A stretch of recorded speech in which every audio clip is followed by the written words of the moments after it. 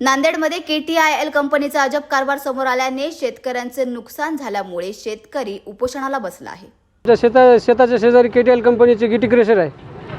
त्याच्या धुळीमुळे आमच्या शेताच्या पिकाचं बी नुकसान होत आहे। आमचे घर आहे तिथं, त्या घराला खूप त्रास होत आहे। आम्हाला जेवणसुद्धा करून असं खाता येत नाही, काही असं बनवून जेवण इतकी परेशानी होते। श्वास घ्यायला सुद्धा तयार होते। आमचे जनावर होते, जनावराला त्रास झाला समजा त्याचा।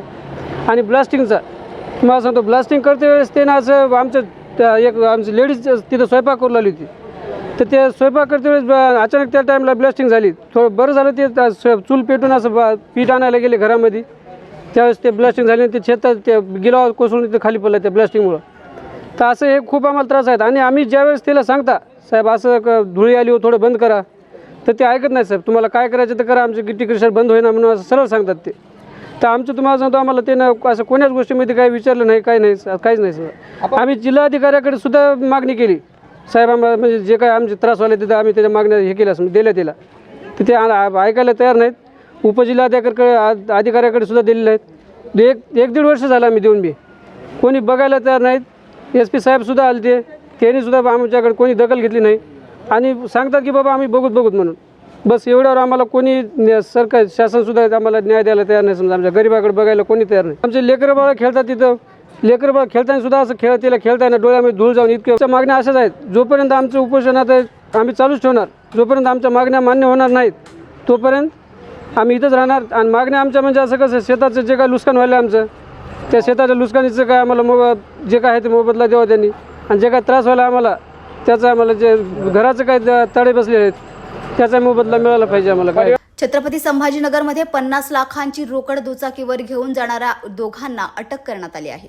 झोन 1 नितीन बगाटे आज आमचे पथक ACP श्री संपत शिंदे आणि त्यांच्यासोबत PSI कदम आणि आमचे अंमलदार या पथकाला आज माहिती मिळाली की आचारसंहितेच्या अनुषंगाने काही मोठ्या प्रमाणात रक्कम जी हेरफार होणार आहे, त्या अनुषंगाने सिल्लेखाना चौकामध्ये सापळा रचून आमच्या पथकाने आज तब्बल 40 लाख रुपयाची रक्कम एका गाडीवर आणि 10 लाख रुपयाची रक्कम एका गाडीवर, अशी टोटल तब्बल 50 लाख रुपयाची रक्कम जप्त केलेली आहे। या 2 आरोपी आम्ही ताब्यात घेतलेले आहे आणि पुढील कायदेशीर कारवाई आम्ही करत आहोत।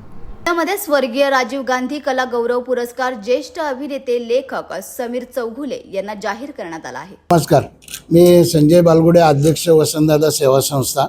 वसंतदादा सेवा संस्था आणि प्रियंकाजी महिला उद्योग यांच्या विद्यमाने गेले अनेक वर्ष म्हणजे जवळजवळ 28 वर्ष राजीव गांधींच्या पुण्यतिथीला आपण कला क्रीडा स्पर्धा आयोजित करतो। याचं स्वरूप असं असतं की कलेच्या ह्याच्यामध्ये डान्सच्या स्पर्धा असतात, ग्रुप डान्स, इंडिव्हिज्युअल आणि ड्युएट, आणि त्यांना ट्रॉफी आणि रोख बक्षिसं असतात। आणि त्या संपताना म्हणजे 21 तारखेला राजीव गांधींच्या पुण्यतिथीनिमित्त आपण राजीव गांधी कला गौरव पुरस्कार देतो। आत्तापर्यंत डॉक्टर मोहन आगाशे, जॅकी श्रॉफ, निर्मिती सावंत, भारत गणेशपुरे, सचिन खेडेकर, प्रवीण तरडे अशा दिग्गजांना आपण कला गौरव पुरस्कार दिलेले आहेत।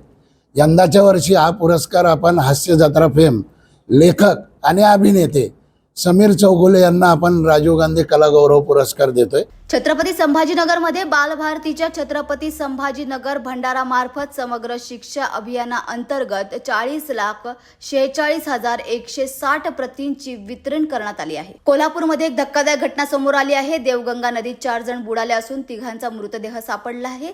मृतदेहाचा शोध सुरू आहे। नागपूरमधील वाठोडा पोलीस स्टेशनच्या हद्दीत 2 मुलींचे लैंगिक शोषण करणाऱ्या 2 आरोपींना अटक करण्यात आली आहे।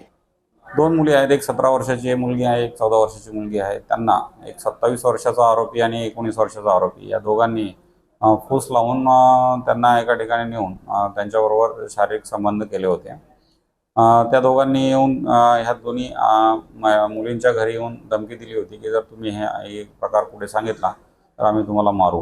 ह्या भीतीने घरच्यांनी तुरंत पोलीस 112ला फोन केला होता। त्यानुसार आपल्याला माहिती मिळाली, आपण तात्काळ गुन्हा दाखल केला यामध्ये आणि गुन्हा दाखल केल्यानंतर 2 तासामध्ये आपण आरोपीला अटक केली आहे। जी आहे 17 वर्षाची, तिची आणि आरोपी राम तांडेकर ह्या दोघांची सोशल मीडियावरून ओळख झाली होती आणि त्यानंतर ते गेल्या 4 वर्षापासून एकमेकांचे मित्र होते। आणि त्याच या दोन्ही ज्या मुली आहेत त्या एकमेकांच्या रिलेटिव्ह आहेत आणि हे मुलं देखील एकमेकांचे रिलेटिव्ह, ते मामा भाचे. मोठा आरोपी हा मोलमजुरीचे काम करतो. क्रिमिनल रेकॉर्ड वगैरे काही नाही आहे त्यांच्यामध्ये. आणि छोटा आरोपी हा देखील त्याच्याबरोबरच काम करतो.